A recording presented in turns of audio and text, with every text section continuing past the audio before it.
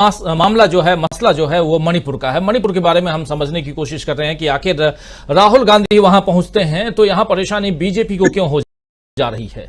क्या बीजेपी काम नहीं है कि मणिपुर में शांति बहाल करे, लेकिन पिछले 2 महीनों से मणिपुर जल रहा है। लोग अपने अपने घरों से बाहर हैं और कैंप में गुजारा कर रहे हैं। मौसम खराब है, ऐसे में आप प्रधानमंत्री जी चुप क्यों हैं, ये बड़ा सवाल है। और इसी सवाल का जवाब ढूंढने के लिए राहुल गांधी वहां पहुंचे, मणिपुर पहुंचे हैं और वहां पर बवाल मचा।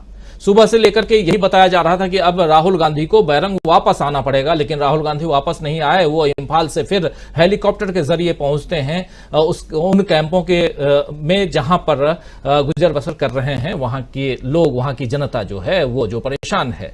और आप सब जानते हैं कि 2 गुटों में वहां लड़ाई चल रही है, मैतेई और नगा कुकी। नगा कुकी एक साथ हैं और मैतेई अलग है। और ये पूरी कहानी आप लोग जान चुके हैं कि क्या कुछ है वहां पे। अगर नहीं जानते हो तो एक बात इसी में शेयर कर दूंगा, उसको जरूर देख लें। अभी से लगभग महीने भर पहले मैंने ही बनाया था उस वीडियो को, उससे आपको वहां की स्थिति जो है क्लियर हो जाएगी। जब ये इस घटना की शुरुआत हुई थी उसी समय उस वीडियो को हम आप लोगों के बीच पहुंचा चुके थे कि आखिर चल क्या रहा है मणिपुर में, ये घटना है क्या, ये सब समझाने की कोशिश उस वीडियो में है। आना चाहता हूं एक बार फिर से प्रोफेसर अखिल स्वामी जी आपके पास। बहुत गंभीर मसला और बहुत ही संवेदनशील मसला भी है, और एक ऐसा मामला जिसकी चर्चा करें तब भी रूह कांप जाती है। परेशानी जो है उसमें दिखाई देने लगती है, और उन महिलाओं को, उन बच्चों को जिनकी तस्वीरें आप देख रहे थे, उनसे राहुल गांधी बात कर रहे हैं। उन तस्वीरों को हम यहां तक अगर हम पहुंचा रहे हैं और खुद देख रहे हैं तो परेशान हो जा रहे हैं। उनकी परेशानियां कितनी होंगी ये सब आप और हम और तमाम लोग समझ सकते हैं। जो संवेदनशील हैं, सेंसिटिव हैं, वो तो समझ ही सकते हैं। लेकिन ये संवेदनाएं सरकार में क्यों नहीं है? आखिर राहुल गांधी वहां जा रहे हैं तो सरकार को इसमें राजनीति क्यों दिखाई दे रही है? और चलिए राहुल गांधी राजनीति करने गए, ये भी मान लिया, लेकिन सरकार वहां पर शांति बहाली के लिए अभी तक कर क्या रही है, इसका एक रोड मैप तो दे सामने रखे तो हम भी बात करना छोड़ देंगे। हम भी यही कहेंगे कि नहीं जी वहां बहुत बहुत प्रयास हो रहे हैं। आपको लगता है क्या कि प्रयास हो रहे हैं, वहां पे कोशिश हो रही है वहां पे? देखिए राजीव जी, सबसे मार्मिक दृश्य जो आपने दिखाया, जब वो अबोध बच्ची मच्छरदानी के अंदर लेटी हुई है, इतनी सुंदर बेटी, भारतवर्ष की बेटी, उसके दिमाग में आज क्या प्रश्न उठ रहे होंगे राजीव जी? ये वही प्रश्न उठ रहा होगा जो मोदी जी ने विदेश में जाके कहा था कि 2014 से पहले जन्म लिए हुए लोग सोचते थे कि कैसे भारत में हम पैदा हो गए हैं। आज वो अबोध बच्ची ये सोच रही होगी, सपने में उसके आ रहा होगा, मैं कैसे देश में पैदा हो गई। मैं महात्मा गांधी, पंडित जवाहरलाल नेहरू और महात्मा बुद्ध और बाबा साहब भीमराव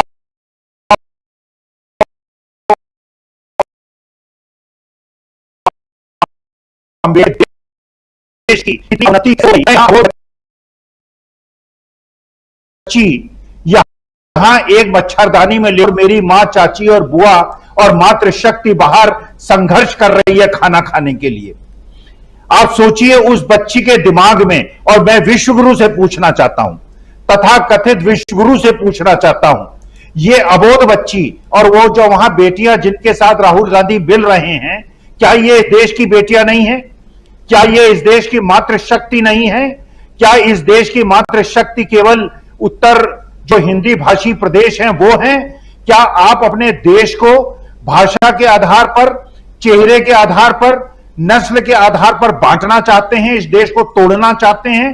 देखिए राजीव जी, जितने लोग आज राहुल गांधी के साथ मुझे मणिपुर में दिखाई पड़े, इतने खूबसूरत लोग, इतने प्यारे लोग, इतने देशभक्त लोग, इतने राष्ट्रभक्त लोग, ये दुष्ट, ये राष्ट्र विरोधी टुकड़े टुकड़े गैंग, इनको भी कहेगा कि पास चले जाएं, इनको भी राष्ट्र विरोधी कह देगा।